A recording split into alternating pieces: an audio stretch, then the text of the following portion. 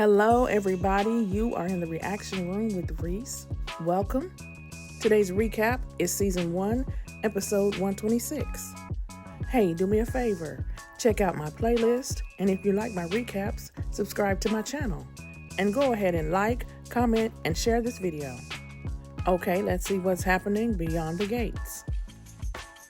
We start off with Martin and Smitty. He tells Martin that they're indebted to Joey Armstrong.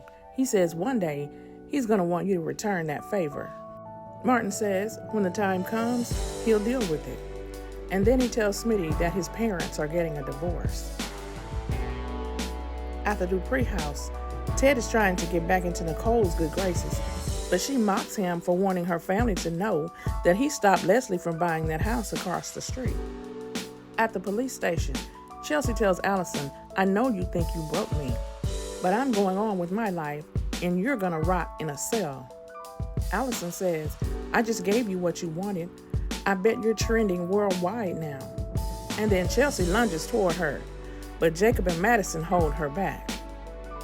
Over at the hospital, Shanice is doing a post-physical therapy checklist with Derek.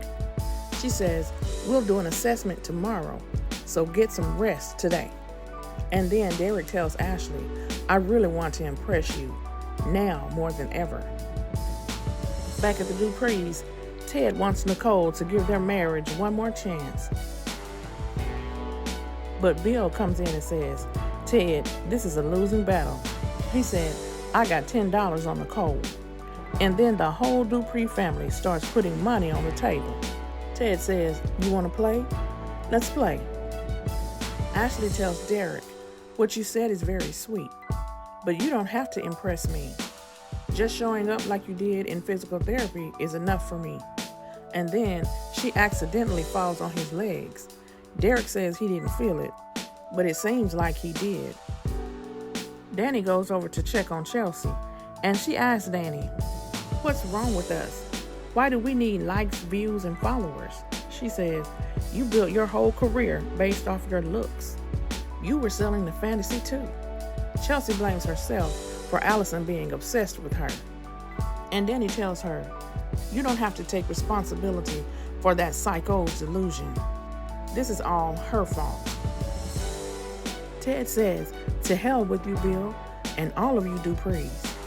He said, "I made one mistake a long time ago, but I showed up for this family." He tells them Bill dumped Danny for his daughter's best friend, and he flaunted it in your faces. Yet here he is being treated like all is forgiven while I'm being insulted and mocked. He said, "I'll tell Chelsea myself that I'm her uncle forever and I will love her forever." Martin tells Smitty that even though he's upset with his dad and he doesn't blame Nicole for kicking him out, he didn't want her to divorce him. He says, "Especially since I'm in the same boat. I don't want you to divorce me." And then they rekindle their old flame.